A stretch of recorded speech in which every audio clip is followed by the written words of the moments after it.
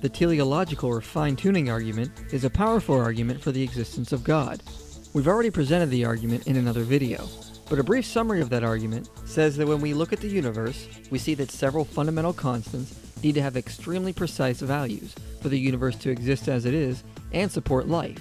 If one of these fundamental constants was off by the slightest variation, the universe would be drastically different and unable to support life. So the universe needs to exist exactly as it is, or else we could not exist. So because of this, it seems pretty clear the universe was finely tuned by a designer. The only other possibilities as to why the universe is so finely tuned is physical necessity or chance. Now we know it is not because of physical necessity, meaning they are determined by the laws of nature, because there is no connection between the laws of nature and the finely tuned constants of the universe. The physicist Paul Davies notes that there is absolutely no evidence whatsoever the universe had to have the set of physical constants it does. But also, if the universe was finely tuned due to physical necessity, this would mean that a life-prohibiting universe is impossible. But a life-prohibiting universe is entirely probable and logically coherent. Skeptics would need to demonstrate that a life-prohibiting universe is incompatible with the laws of physics, but this just isn't the case, and leading physicists accept this. Which is why the idea that the universe is finely tuned due to physical necessity has very few if any supporters. So this means the universe has either been finely tuned by design, or is just a lucky chance. So in order to avoid the design hypothesis, many skeptics will argue that we are here by chance, and say the weak anthropic principle is an explanation, which is simply an argument that if the laws were not finely tuned for a life-permitting universe, we would not be here to observe it in the first place. Basically, skeptics are sort of resorting to a nonchalant shrugging of the shoulders and saying, because we exist, the laws of nature must clearly be compatible with life, so the odds that we find ourselves in a life-permitting universe is 1 in 1. However, the philosopher John Leslie responds to this with an analogy. He says, imagine you're facing a firing squad. You hear the command to fire, and then the sound of gunshots, and then silence. You are not dead, and all the highly trained marksmen missed. Leslie argues taking this stance is analogous to surviving a firing squad and saying, of course all the shots miss me, otherwise I wouldn't be here to notice that I'm still alive. A much more logical approach would be to find an explanation as to why such an unlikely event occurred. But according to this explanation by skeptics, you should not be surprised by the high improbability of the fine-tuning of the universe because you are alive to observe it. However, to be clear, this would not be our reaction if a similar thing happened like that of the firing squad analogy. We'd want to seek out an explanation as to why. Whereas the argument that the weak anthropic principle is an explanation does nothing to offer any kind of resolution. Which is why cosmologists have come out in agreement with John Leslie.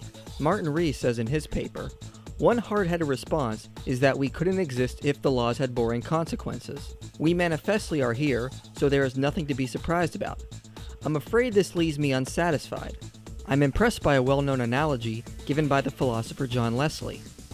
Even Richard Dawkins has changed his view and now agrees with John Leslie. I agree with those who don't find that totally satisfying.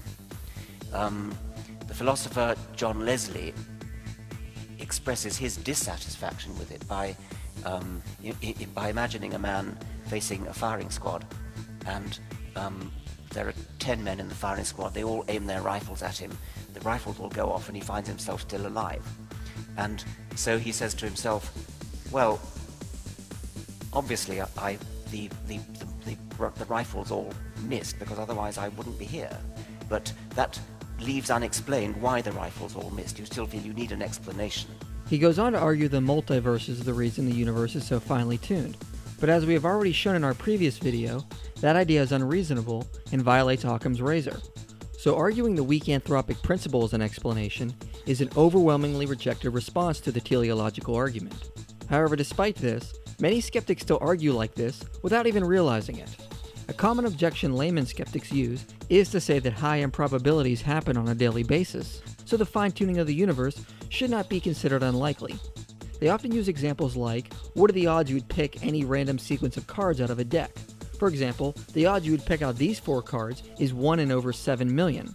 So astronomically improbable things happen all the time.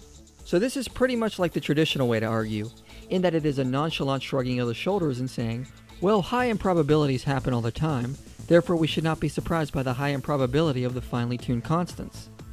However, this is simply a mischaracterization of the argument.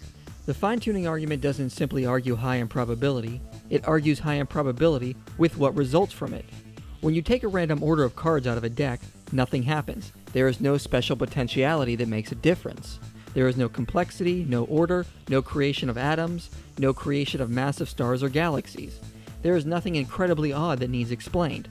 Taking random high improbabilities that produce nothing meaningful seems odd to compare to the fine-tuning argument, as they are completely different based on context of what is happening.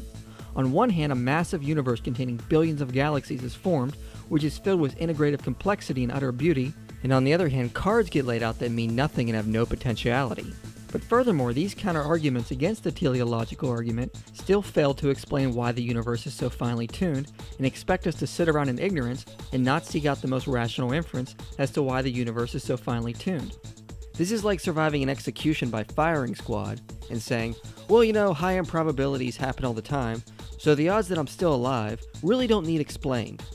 A good logical explanation satisfies curiosity, whereas this kind of explanation doesn't offer anything and seems it is trying to avoid the conclusion. Finally, many skeptics argue that since we have no universes to compare our own against, we cannot say if the universe was finely tuned or not. We would need to evaluate the constants of other universes to see how improbable ours really is. Therefore, we cannot say our universe is finely tuned because we lack others to compare it with. Well, this objection is simply arguing that an absence of evidence somehow refutes the evidence that we do have and what we currently know, which is that the universe does not have to have the physical constants because of physical necessity. Robin Collins points out that the naturalistic perspective would not predict a uniform distribution of values of constants. So other possible universes with slightly different constants are entirely probable, and the leading physicists agree with this. Plus, the physicist Paul Davies notes that there is no good reason to think there could have been minor variations to our universe and still exist as is. So there is also no evidence to suggest other universes could exist with slightly different constants and still support life. Arguing this way is like surviving an execution by firing squad and saying, well, we really don't know how improbable this event is since we cannot observe my execution in a parallel world. So all the evidence we do have concludes our universe is unlikely and requires an extreme amount of fine-tuning. Arguing we need a probability distribution is simply a way to try and brush over the evidence we do have. There is no good evidence to think our universe doesn't require extreme fine-tuning. So when these arguments are looked at more closely, we can easily see that it doesn't explain anything or even offer a rational conclusion.